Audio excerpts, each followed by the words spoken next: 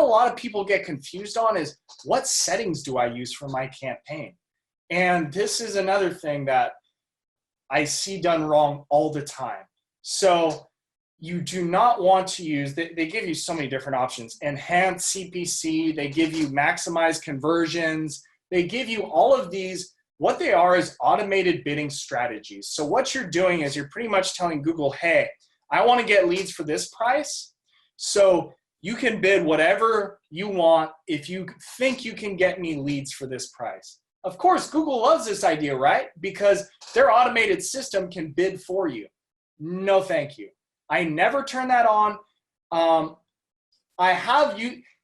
You can use it if you're very good and you know what you're doing. But for any sort of beginners, do never use anything but manual bidding, okay? And then turn off the enhanced, because when you turn on manual bidding, it will automatically turn on enhanced CPC.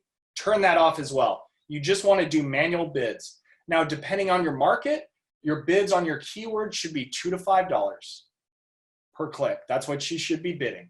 So for somewhere like New York, you might be closer to $5. For somewhere like, let's say, Kansas City, Missouri, you might be $2. So you might be wondering, what is average POS? So no, it's not what you might think POS is. It actually means average position. And the reason I say it like that there is I believe that's actually how it shows up in Google. So all that means is, at what spot are you showing up in the search results? So are you typically showing up in the top spot? Are you showing up in the number 2 spot, the number 3 spot? And what it does is, so your ad might be shown, let's say 1,000 times, right? And so let's say 400 times you're number 1, 300 times you're number 2, you know, and so on and so forth. All they do is they average it out to show you what your average position was for that keyword.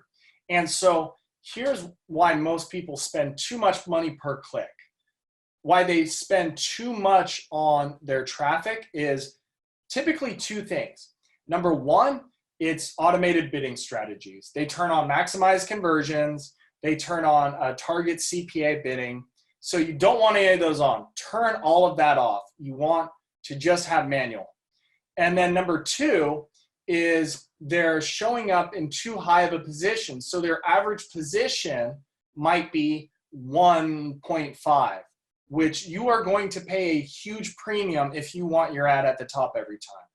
I wanted to give you guys another example of a business, and this is actually my client who was able to 10x his business. So back in February 2017, how I acquired a lot of my clients was I got on the phone and I cold called a lot of people. And I actually cold called Nebu one day, and we got to talking, and I could just tell he was a mess. I could tell he was super frustrated. He had just hired his 5th marketing company.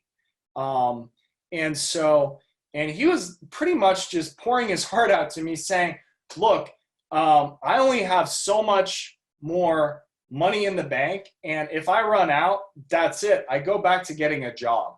And so I convinced him to give me a shot, because when I looked at his campaign, I saw he was getting a decent amount of wrong traffic, so that was a problem.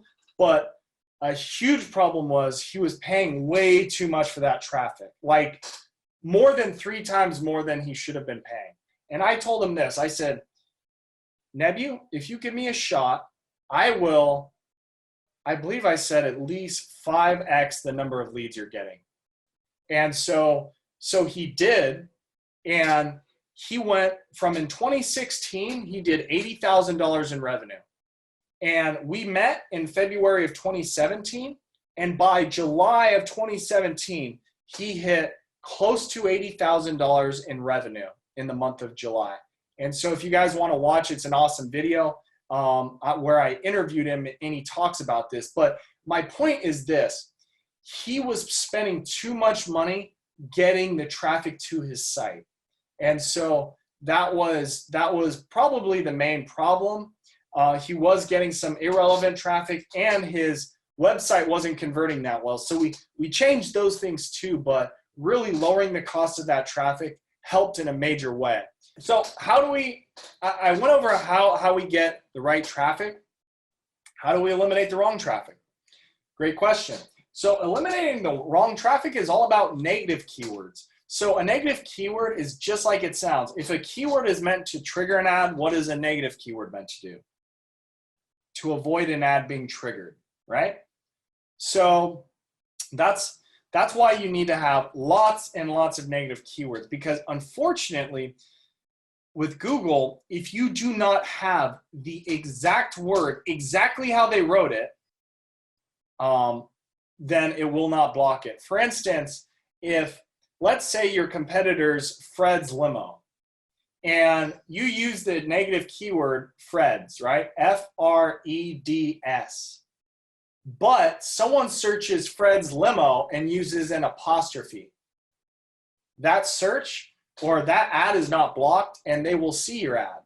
So with negative keywords, you need to have a ton of them. And I typically like to see in excess of 1,000 negative keywords per account that I look after. And so again, guys, remember, if you stayed at the end, you're going to get that negative keyword list. That's taken me 3.5 years to build.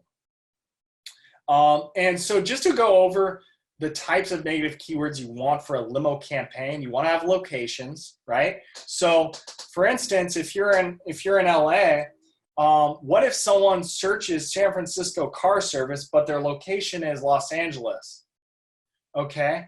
And you're running a campaign in LA, and you're targeting anyone in LA that searches car service. Well, your ad's going to show, even though they searched San Francisco car service, you are targeting car service, and you didn't have San Francisco as a negative keyword. So this is why many times people will get irrelevant clicks for someone searching for the service they offer, but in a different city. So that's one thing. You need locations as negative keywords. You need airport names and codes as negative keywords. Competitor names. Now this, I always hear from people like, wait a second, I want to be showing up when someone's searching for my competitor. Typically you don't, because here's why. Why would you put your ad in front of someone who's probably already made up their mind, and maybe they've already booked with the company and they're just trying to call in and confirm their reservation or something? Why would you want to waste a click there when there's plenty of other people that are actually searching for a limo company or a transportation company, and they haven't decided who they want to go with yet, right? So sure, if you're in a small city and you're spending, let's say, $1,000 a month, and you're like, I want to double my spend, you might not have enough search volume in that city to double your spend. And so then, and only then, I would say, let's maybe remove your competitors from the negative list. Now, vehicles you do not own, again, I understand you might work with affiliates who give you awesome pricing. I always recommend booking your own vehicles first. Once you've done that, then sure, you can, market for vehicles you don't own.